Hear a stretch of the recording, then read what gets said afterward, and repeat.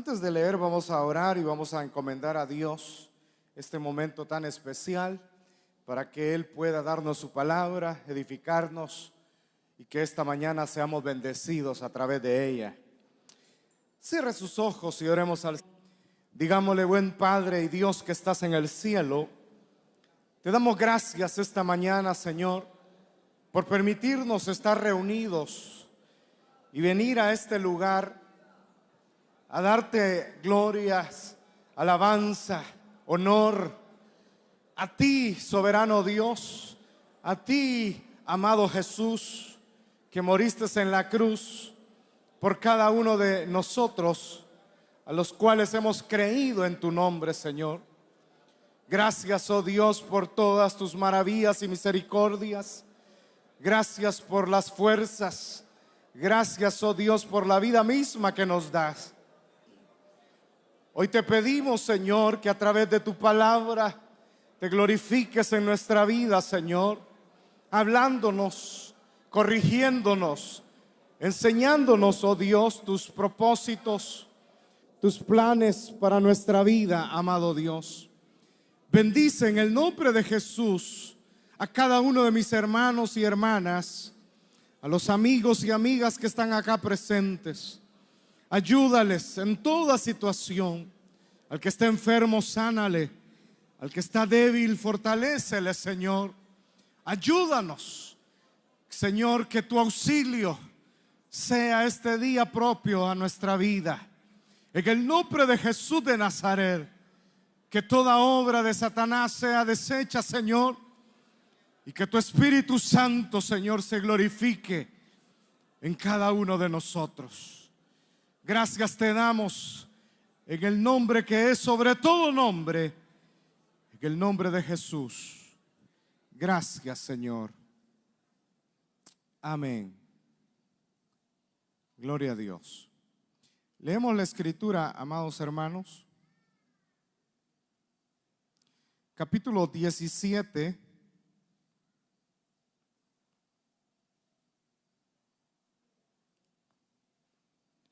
Y vamos a leer el versículo número 19 y 20. Dice la palabra de Dios: después los discípulos se acercaron a Jesús y en privado le preguntaron: ¿por qué nosotros no pudimos expulsarlo? Porque ustedes tienen tan poca fe, les respondió. Les aseguro que si tienen fe tan pequeña como un grano de mostaza, podrán decirle a esta montaña: trasládate de aquí para allá, y se trasladará. Para ustedes nada será imposible. Amén. Hasta ahí dejamos la lectura, hermanos. Le voy a invitar a que tome su asiento.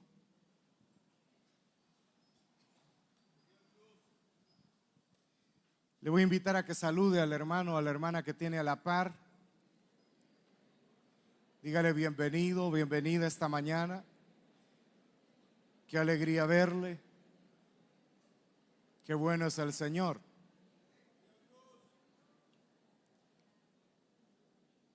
Yo no sé si hay alguien que nos visite por primera vez. Levante su mano. ¿Hay alguien que viene por primera vez? Allá atrás hay una persona. Bienvenido. Dios le bendiga. Bienvenido, le amamos en el Señor. Amén. Ahí dele un fuerte abrazo, hermano diácono. Le amamos en el Señor.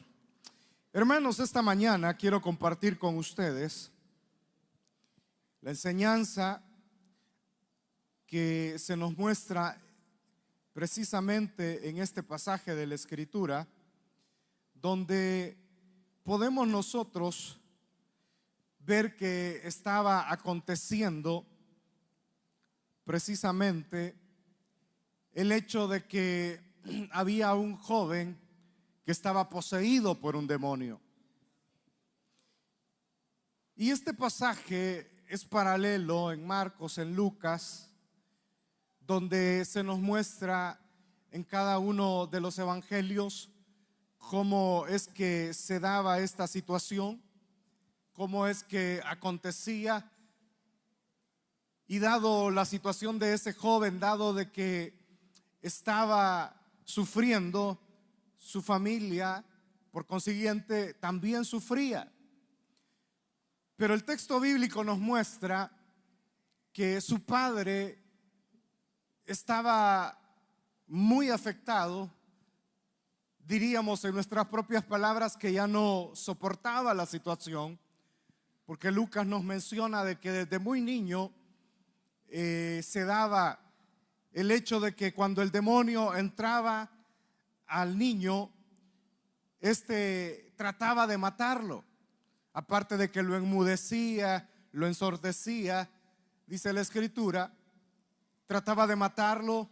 Si había agua, dice, lo arrojaba al agua con el fin de ahogarlo, pero seguramente el padre o algún familiar o alguna persona lo rescataba y lograba salvarlo. O si había fuego, dice la escritura que el demonio también lo lanzaba con tal de quemarlo, de matarlo. Y esto acontecía por mucho tiempo, desde muy pequeño. Y Jesús, cuando regresaba de aquel momento de transfiguración que se dio, donde los discípulos estaban con él y vieron que el Señor se transfiguró delante de Elías y de Moisés, él regresaba de ese momento glorioso, esplendoroso, y cuando llegó vio que la gente se había aglomerado y discutían con los discípulos porque los discípulos no habían podido echar fuera a los demonios o al demonio. Y ahí cuando el padre del muchacho que estaba endemoniado ve a Jesús y se va donde él, y cuando llega le dice: Señor, ayúdame. Tus discípulos no han podido expulsar el demonio de mi hijo. Y el padre le comentó a Jesús cómo estaba la situación, lo que estaba aconteciendo. Y cuando Jesús vio esa situación, precisamente que sus discípulos no habían podido liberar al demonio y que la misma gente que estaba ahí no podía hacer nada, ni la gente ni sus discípulos, entonces Jesús le responde señalando la falta de fe que tenían prácticamente todos. Y ese elemento, hermanos, tan importante de falta de fe que se daba en ese momento, Jesús lo compara a un grano de mostaza. Y es el versículo 20 que leíamos, que dice: porque si ustedes tienen tan poca fe, le respondió, les aseguro que si tienen fe tan pequeña como un grano de mostaza, podrán decirle a la montaña: trasládate. Y ahí, hermanos, quiero hacer énfasis, porque cuando hablamos de fe hoy en día, muchas personas se atribuyen tener fe y algunos el don de fe, y a veces lo malinterpretamos con el hecho de que tenemos en periodos de oración momentos de repetición donde nosotros creemos de que puede llegar a darse alguna cosa o alguna situación que nos está aconteciendo en nuestra vida, y empezamos a repetir y a decir que creemos que Dios puede hacer el milagro, creemos que Dios puede sanar, creemos que Dios puede libertar, creemos lo que necesitamos creer. Y eso precisamente lo confundimos porque pensamos que esa es la fe, el poder repetir y repetir hasta creerlo de una manera de que no se nos salga de la mente y se va a hacer. Pero en realidad, ¿será que eso es la fe? En realidad, ¿será que lo que Jesús estaba diciéndole a sus discípulos era eso precisamente? Porque los discípulos, cuando ya había pasado todo ese alboroto, cuando ya Jesús había sanado al muchacho y había libertado al muchacho, ellos se le acercaron en privado y le dijeron al Señor: Señor, ¿por qué nosotros no pudimos? ¿Por qué no logramos que el demonio saliera? Y Jesús les dijo: es que tienen tan poca fe. Y luego comparó la fe y les dijo: si tuvieran una fe como el grano de mostaza. Y yo sé que ustedes en algún momento habrán oído o visto quizás cómo es el grano de mostaza. Y es que, hermanos, un grano de mostaza en su más grande magnitud, es decir, el más grande tamaño de un grano de mostaza, no supera los 2 milímetros, cuando mucho. 2 milímetros. Por lo general miden 1 milímetro. Para que usted se haga una idea, ahí en su casa busca una regla y usted dice 1 milímetro. Ese es el tamaño de un grano de mostaza. Como que usted tenga su Biblia y ahí esté viendo un punto, el punto y aparte del versículo que hemos leído. Así es un grano de mostaza.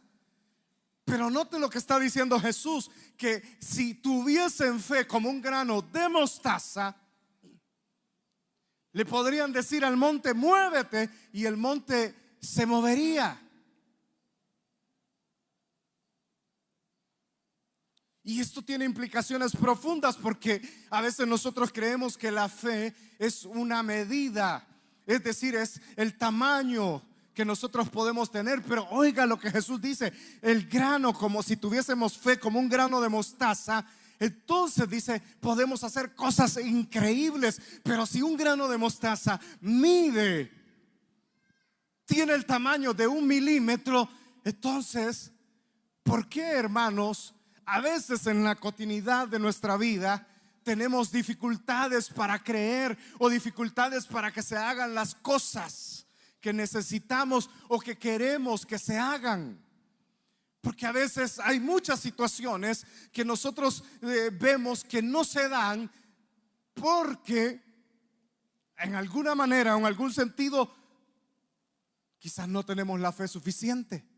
Pero Jesús dice: solo necesitan tener la fe como un grano de mostaza. Es decir, que Jesús comparó la fe con lo más pequeño que podían entender en aquel momento. Entonces esto nos hace la pregunta y nos lleva, hermanos, a la reflexión. Entonces, ¿cuánta fe debo de tener? Porque si bien es cierto que un grano de mostaza es como 1 milímetro, ¿cuánto debo de creer? ¿Cuánta debe de ser mi fe para que Dios opere en dimensiones sobrenaturales y podamos tener resultados increíbles?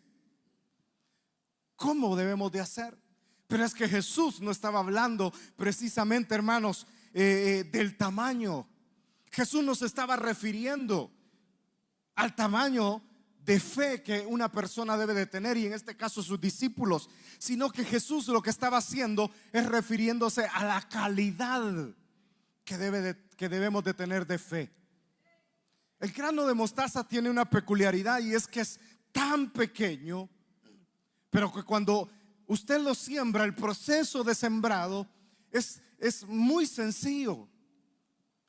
Un agricultor o una persona que se dedique a esto, lo que va a hacer es simplemente surcar la tierra, pero no profundamente, con 2 centímetros, 5 centímetros que tenga la tierra de profundidad, puede echarse el grano de mostaza. Y que con 1 o 2 centímetros que la tierra cubra el grano, va a dar fruto. Va hermanos, a surgir de él a lo largo de unos 9, 10 días, a surgir ya una planta. Esa planta alrededor de 1 mes va a tener ya aproximadamente entre 60 centímetros a 1 metro de tamaño. Porque lo que él hace, el grano que es tan pequeño, tan ínfimo, resurge de la tierra y da fruto, y da su flor, y da su grano que va usted a usar. Y que ustedes saben que la mayoría de los que estamos acá usan la mostaza, ¿sí o no? Pero la mostaza tiene muchas propiedades. Aparte de darle el sazón a las comidas, tiene propiedades antiinflamatorias, por ejemplo. Es decir, medicinales, se puede ocupar como tal. Entonces lo que Jesús estaba tratando de enseñarle a sus discípulos es: miren, esto es tan pequeño, pero es de tan buena calidad, que aunque es tan chiquito, da un fruto tan grande, y es un fruto que llega de muchas maneras y de muchas bendiciones a muchas personas. Entonces lo que nosotros debemos de procurar es potenciar la fe que Dios ha depositado, porque Dios ha depositado una fe en nosotros. Amén, hermanos. ¿Cree usted eso? Porque la Biblia dice que sin fe es imposible agradar a Dios. Y en Efesios nos dice la Escritura que el Señor nos ha dado la fe para que nosotros podamos creer, porque nos ha dado el don de la salvación, que solo es a través de la fe. Amén. Entonces usted ya tiene la fe. Entonces lo que usted necesita es que su fe sea de calidad, no de tamaño. Es decir, que no necesita aumentar la fe en tamaño, sino en calidad. Porque la fe puede mover montañas. Y por ponerle un ejemplo, por ejemplo, una llave. Una llave puede ser pequeña, como de unos 3, 4 o a lo sumo 5 centímetros. Pero puede abrir una gran puerta. Por ejemplo, usted puede ver a su alrededor todas las puertas que hay en este auditorio. La que está al centro es la más grande. ¿Y quién abre esa puerta? Una llave tan pequeña, tan ínfima, para el tamaño, el peso que tiene la puerta, el portón o lo que nosotros conozcamos. Pero usted introduce esa pequeña llave, le da vuelta, quita el cerrojo y ya se puede abrir, porque así funciona y así acciona la fe, que puede ser muy pequeña, pero puede mover grandes obstáculos, grandes, hermanos, elementos que se puedan dar en nuestra vida. Por eso uno dice: ¿qué significa mover las montañas? ¿Qué significa mover esos grandes obstáculos? Cuando usted desarrolla la fe, cuando usted le cree al Señor que Él es el único Salvador, que Él es el único que restaura, que Él es el único que puede hacer un cambio en su vida, porque Él es el único, hermanos. No hay otros. Yo sé que hay médicos, por ejemplo, y usted va al médico, hágalo, no hay problema, pero vaya con la fe de que Dios tiene la última palabra para su vida. Y eso nosotros debemos de tenerlo claro. Porque cuando se dan problemas, a veces hay muchos problemas en nuestro ambiente, en nuestro alrededor, en nuestra familia. A veces necesitamos que haya intervenciones quizás de profesionales en la salud, en las diferentes ramas. Incluso a veces nosotros buscamos psicólogos para que puedan ayudar a nuestros parientes, a nuestros hijos. Pero yo quiero decirle esta mañana que es el único que puede hacer las cosas bien en nuestra vida, cambiar, transformarnos, ayudarnos. Se llama Jesús de Nazaret. Jesús de Nazaret. Él es el único que cambia la mente, el corazón, la vida del hombre. Y eso es lo que se nos muestra en este pasaje: la autoridad, el poder de Jesús. Y es lo que Él va a enseñarle a sus discípulos. Ustedes deben de tener fe, y esa fe debe de ser de calidad. No deben de dudar, deben de creer. Porque la montaña puede ser grande, la metáfora que la Biblia ocupa puede ser grande, el obstáculo que usted puede tener en la vida. Pero recuerde, por ejemplo, el caso de David. ¿Se acuerda de David? Y Goliat, un hombre de 3 metros de altura, casi me doblaba la altura, corpulento, enorme, musculoso, grande, poderoso en batalla. Y se le apareció un cipote chorreado de 17 años que nadie daba 5 por él, ni siquiera la familia.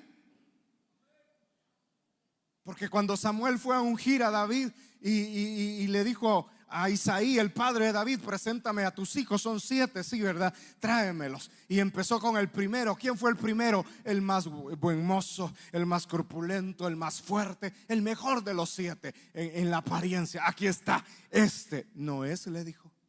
ese no es. El siguiente, lo mismo, tampoco. Y así fue, 4, 5, 6. Y ya no tienes más hijos. ¿Cómo no? Todavía hay uno, le dijo. Pero ese está cuidando las cabras, un cipote chorreado que más o menos ahí anda. Pues tráelo, le dijo. Y lo llevó. Y cuando lo llevó, este es, le dijo el profeta Samuel, este es el que el Señor ha elegido. No era el fuerte, no era el buen mozo, no era el grande, era el más débil, porque en la debilidad es donde se perfecciona el poder de Dios. Aleluya. Y ese joven, dice la Biblia, fue el que llegó. Mire, la actitud, usted puede verlo en el primer libro de Samuel, allá por el capítulo 17. Dice la escritura que cuando Israel peleaba contra los filisteos y se burlaba el Goliat, ¿verdad? Porque todos estaban con miedo. Todos, y Goliat se levantaba cada día, de mañana y de tarde, dice, y hacía mofa, escarnio, burla del pueblo de Israel. Y entonces les decía, ¿dónde está su Dios? Y entonces, ¿quién va a pelear conmigo? Uno, solo uno. No que son muy valientes, no que tienen un Dios grande, no que tienen un Dios poderoso. Pero ningún soldado se atrevía a pelear con él, y el rey mucho menos.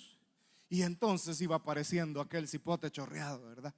Con su onda acá, ni siquiera espada. ¿Y qué pasa, verdad? Y el hermano lo recibe, el hermano en carne de él, ¿verdad? Le dice, ¿y qué está pasando? ¿Y qué ya venís de morboso a ver los pleitos, a ver las peleas entre los soldados? No, hombre, andate para la casa.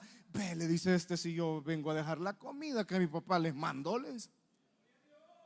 Y vos regañándome, no, mejor se fue. Y cuando vio que aquel gigante se burlaba, ¿y quién es ese incircunciso?, le dijo.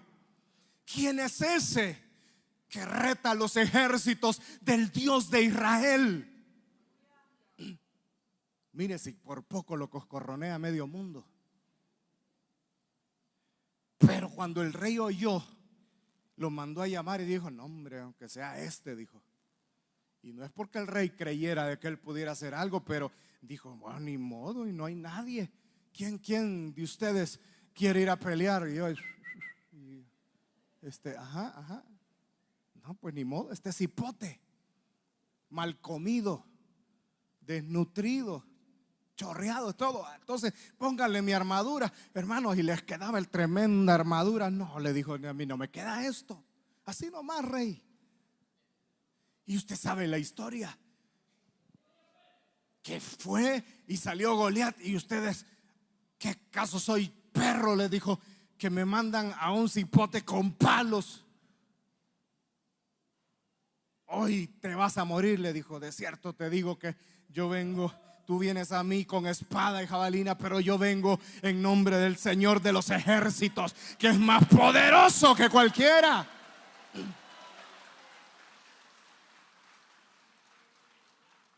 Una piedrita bastó. Con una piedrita lo derribó y cayó. Y dice que agarró la espada y le cortó la cabeza. Y todos temblaron de miedo. Y ahí sí, ¿verdad? Todo el ejército de Israel se abalanzó contra los filisteos. Hicieron una matazón. Pero ¿cuál fue la diferencia de David? ¿Cuál fue la diferencia de David con los soldados, con el rey? Que tenía fe como un grano de mostaza, de calidad. No dudó, él conocía a su Dios, hermanos. Él sabía quién era Dios. Él sabía que estaba la montaña de Goliat, pero él decía, mi Dios es más fuerte, mi Dios es más grande, mi Dios no falla, mi Dios no miente, mi Dios es poderoso. ¿Cuántos creen eso, hermanos? ¿Cree usted que su Dios es poderoso? Cuando nosotros tenemos el problema de poca fe, es porque dudamos. Es porque nosotros decimos, ¿y será que de verdad Dios puede? ¿Será que Dios puede hacer las cosas? Hermano, para que usted tenga una fe de calidad, debe de entender que el pasaje que hemos leído, y debe de tener bien claro que no depende del tamaño de su fe, depende de la calidad de su fe. Y esa calidad debe de estar basada en la plena confianza a su Dios. No debe de dudar por nada ni por nadie. Usted debe estar seguro de quién es su Dios. La duda contamina nuestra fe. El pecado nos lleva a la duda. Mire todo lo que está a nuestro alrededor, todos los cambios en su vida desde que usted vino a Cristo. Esto se ha desarrollado y se ha dado no porque usted sea el bueno, no porque usted sea el inteligente y porque se aprendió de memoria los versículos y usted dice, ajá, ya sé que si yo tengo la fe como un grano de mostaza puedo mover la montaña. No se trata de eso, se trata de entender que todo lo que compete a nuestro alrededor es para gloria y alabanza de nuestro Dios. Cuando las cosas no se dan como queremos es porque quizás no sea la voluntad de nuestro Dios. Y nosotros debemos de estar alineados a su voluntad. Por eso es importante conocer la Escritura, porque la Escritura nos amplía, nos hace crecer el entendimiento. Uno sabe lo bueno, lo malo, uno sabe lo que le agrada a Dios. Y si nosotros le estamos pidiendo a Dios algo que no es su voluntad porque no le agrada, ¿cómo cree usted que se va a desarrollar? Cuando el padre vino a Jesús, el padre de aquel muchacho endemoniado, y le dijo, ayúdame a tener fe, le dice en otro de los evangelios, tengo muy poca fe. Él fue muy sincero. Pero ¿por qué cree que Jesús sacó al demonio? ¿Para satisfacer al padre del muchacho? ¿Para que la gente estuviera contenta de que hay poder? No era el propósito de Jesús ese. El propósito de Jesús usted puede ver en todos los evangelios que él siempre decía, yo he venido a hacer la voluntad del que me envió. Eso es lo que dice la Escritura. Entonces, ¿cuál era la voluntad de Dios? Dar libertad al pueblo, hacerle entender al pueblo de Israel que tienen un Dios poderoso y que la gloria y la honra solo debe de ser para Él, y que la vida del ser humano está para glorificar y exaltar el nombre de nuestro Dios. Aleluya. No está para complacernos. No tenemos un Dios para que nos haga los mandados, sino deja de ser Dios. No tenemos un Dios para que haga lo que nosotros queramos. Nosotros estamos para hacer lo que ese Dios quiere. Pero a pesar de eso, lo que Dios quiere es que todo ser humano proceda al arrepentimiento. ¿Y sabe para qué? Para que pueda ser libre de pecado, libre de maldad, libre de enfermedades, libre de la muerte, y podamos tener una vida eterna, plena, satisfactoria en Cristo Jesús. Aleluya. Esa es la voluntad de nuestro Padre. Esa es la voluntad de nuestro Dios. Por eso, hermanos, no importa el tamaño de su fe, simplemente crea. Dios me ha puesto en esta tierra, necesito ser sano. ¿Para qué necesita ser sano? Para seguir en las mismas, en el pecado, en la maldad, haciéndole la vida imposible a los suyos, a los que los rodea. No, pues no, Dios no lo va a sanar. Pero si usted quiere sanidad, si usted quiere un milagro, si usted quiere algo, será para glorificar el nombre de nuestro Dios, porque Él es Dios y a Él sea la gloria. Por eso le dijo a sus discípulos, tienen muy poca fe.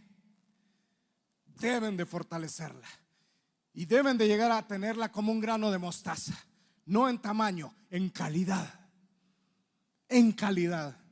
Ese debe de ser el resultado, porque el resultado de una verdadera fe, hermanos, hará de que no haya nada imposible para nuestra vida. Y recuerde lo que dice la Biblia: si nosotros buscamos primeramente el reino de los cielos y su justicia, lo demás viene por añadidura.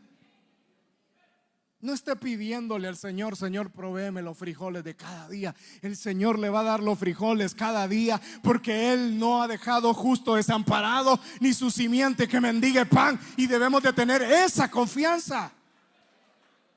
No debe de dudar, hermanos. Usted es un hijo, una hija de Dios. Por lo menos los que ya le aceptaron, por lo menos los que tratan de agradar y vivir conforme a la palabra de Dios. Es decir, que su testimonio debe reflejar su fe. debe de andar, y la fe se refleja a través del conocimiento mismo que tenemos de ella. Porque ¿cuál es su fe? En Cristo Jesús. ¿Y cuál es esa fe en Cristo Jesús? El reino de Dios y de cómo vivimos nuestra santidad, nuestra vida de lealtad a Dios, nuestra vida de pureza delante de Dios. Esa es la fe que nosotros debemos de tener, una fe de calidad. No se trata de repetir y repetir y repetir. O no se trata como gente que busca a personajes que se dicen iluminados de Dios, ¿verdad? Y que les van a dar miles de millones de pesos, de dólares, o qué sé yo, o que van a hacer milagros acá. Porque no se trata de los milagros, no se trata de lo que podemos obtener. Se trata de que Dios esté ahí con nosotros todos los días de nuestra vida. Se trata de que caminemos con Dios. Se trata de que andemos con el Señor. Se trata que el Espíritu Santo sea nuestra guía, nuestra fortaleza, nuestro ayudador, nuestro consuelo, nuestro amigo. Todo, que sea nuestro todo. De eso se trata. Y usted va a empezar a vivir en unas dimensiones espirituales como ninguna otra. No va a venir cualquier charlatán a moverlo del piso donde usted está bien parado, porque usted sabe que Dios es Dios. Y aunque usted venga el mismo diablo y le diga: mira, si te negas a ese tu Dios, yo te voy a sanar y te voy a quitar las 1001 dolencias que tenés, usted le va a decir: no solo de pan vivirá el hombre, sino de toda palabra que sale de la boca de Dios. Porque no es, hermano, nosotros ganando nuestra vida como la vamos a conservar, es perdiéndola como la vamos a ganar, amén. Es viviendo en Cristo, es viviendo en esa dimensión. Así que cuando usted tenga montañas de obstáculos, de problemas en su vida, que yo sé que van a venir, porque siempre las hay, tranquilos, no se despeinen, hermanos. Estén tranquilos. Si el diablo le ha llegado a amenazar a través de alguien, le voy a decir: si no me haces lo que quiero, te voy a quitar la vida. Nadie nos puede quitar la vida, porque nuestra vida le pertenece al único que dio su vida en la cruz por nosotros. Y a su nombre. No los veo todavía con esa fe. Los veo con caras de dudas. Veo así como que será posible. Claro que es posible. Claro que Él hace de que todos los domingos nos levantemos temprano en la mañana para que vengamos aquí. ¿Para qué venimos aquí si no es solo para glorificar el nombre de nuestro Dios? ¿Para qué estamos aquí sino para decirle: gracias, Señor, porque tú me has hecho tu hijo, tu hija, sin yo merecerlo? Gracias, Señor, porque me permites poder servir en tu obra. Gracias porque me permites ser padre, madre, hijo, hija, tío, tía. Gracias por todas tus bondades. Es que tenemos mucho que agradecer al Señor, hermanos. Entonces, ¿cómo vamos a dudar de Él? ¿Cómo vamos a dudar? Es cuando usted, como líder en la célula, hay un enfermo y le dice: hermano, yo estoy enfermo. Yo estoy igual, no se preocupe, ya somos dos. No, usted debe decirle: tenemos un Dios que sana, que liberta, que opera milagros, que destruye la obra del diablo, porque Él es más poderoso que cualquiera en este mundo y en el universo entero. Hermanos y hermanas, dígame pues. Créalo. No que a veces ahí está llorando, lloriqueando: es que el pastor no ha venido a orar por mí. Si usted no necesita ningún hombre, ninguna mujer, necesita que el poder de Dios llegue a su vida y Él va a obrar, porque nuestra fe está puesta en el Hijo de Dios. Aleluya. Esa es nuestra confianza. No ande creyendo cualquier cosa, cualquier rito pagano, cosas que a veces ocupan, que sal con agua, que esto y lo otro, que el Salmo 91, que aquí, que allá. No, nada de eso. Usted solo crea en el sacrificio que Jesús hizo en la cruz. Eso basta. Tenga esa confianza y viva. Viva como una. ¿Quiere ser sano? ¿Cuántos quieren ser sanos este día? Crea al Señor y viva como sano. no se ande metiendo cualquier cosa a su organismo, porque usted quiere ser sano, pero quiere seguir tomando la gaseosa todos los días. ¿Y en dónde está su fe? Usted quiere vivir alentado, pero no se cuida. ¿Y dónde está su fe? Porque ni siquiera cuida el templo, la morada del Espíritu Santo, y le está diciendo: Señor, sáname. ¿Para qué?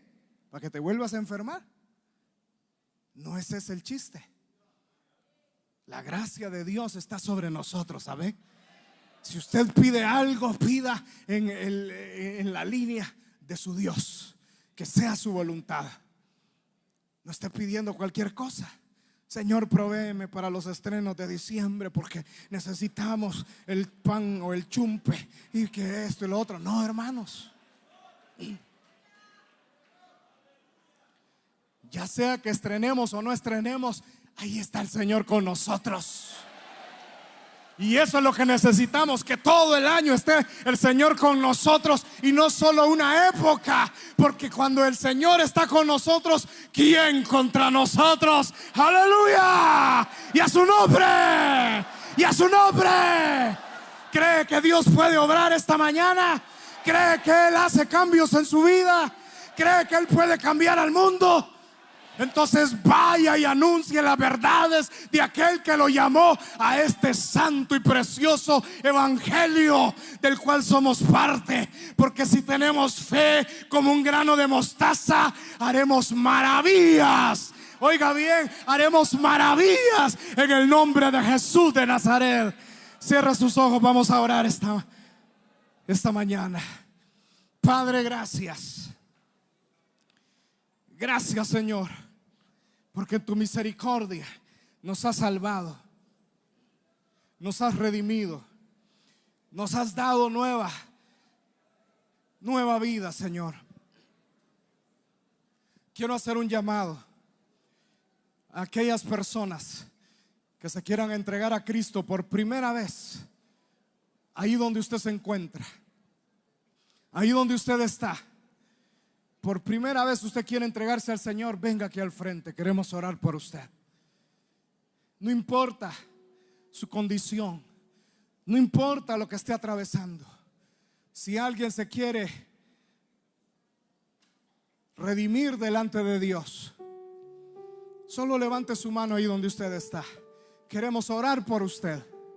Queremos decirle: Jesús tiene una salida para su vida. O si se va a reconciliar, hermanos que han vuelto atrás, que llevan una vida de mentira, de falsedad, de pecado, de resentimiento, venga aquí al frente, reconcíliese. Levante su mano ahí, un hermano diácono o diaconisa le va a ayudar. Pero queremos orar por usted. No queremos que se vaya sin la intervención de Dios a su vida. Rápidamente, esta es una mañana de bendición, donde Dios quiere tratar contigo, ahí donde tú te encuentras. Si tú quieres entregarle tu vida a Jesús, si tú quieres reconciliarte con Jesús, hoy es un buen momento. Ponte en pie, ven aquí al frente. Hoy es el momento. Dios te está llamando, Dios te está hablando al corazón, y Él te está diciendo: hoy es el día, hoy es la hora. Yo conozco la intimidad de tu corazón, yo conozco la intimidad de tu vida. No rehuses, no rehuses. Si le has fallado, ven aquí al frente, ven a Jesús, ven al Hijo de Dios.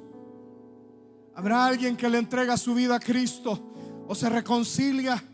Hoy es el momento, hermano, hermana, amigo, amiga, ven al Hijo de Dios, ven a Cristo Jesús. Hoy es el día, la oportunidad de Dios para tu vida. Hoy es el momento de Dios. Yo voy a finalizar, pero no dejes pasar, no te vayas igual. Dios quiere tratar contigo. Ven al Hijo de Dios. Él está esperándote. Él está esperándote. Solo ten fe en Él. Solo ten fe en el Hijo de Dios. Solo ten fe en el Hijo de Dios.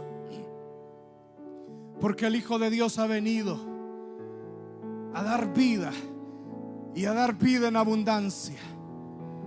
A dar vida a los que estaban muertos. A dar vida a los que están alejados de Dios. A los que tienen ese vacío. A los que se han alejado desde el vientre de su madre. Hoy es la oportunidad.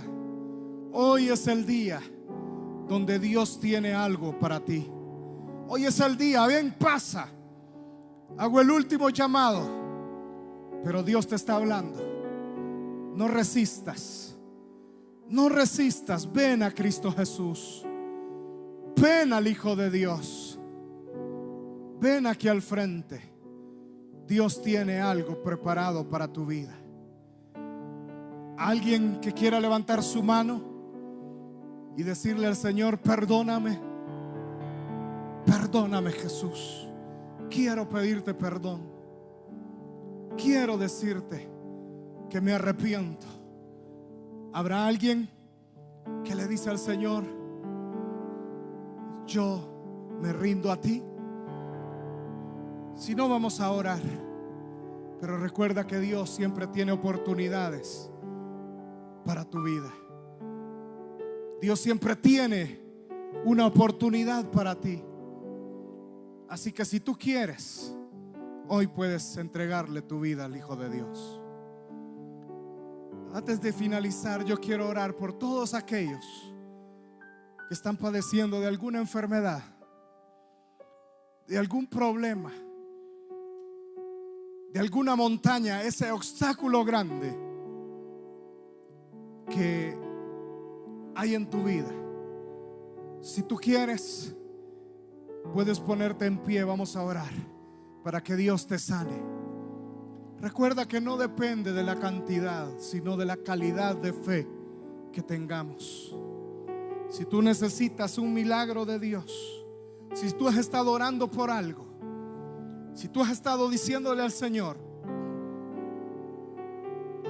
que necesitas su intervención, Señor, dile: yo no dudo ni por un instante, ni por un momento, de que tú obrarás conforme a tu voluntad.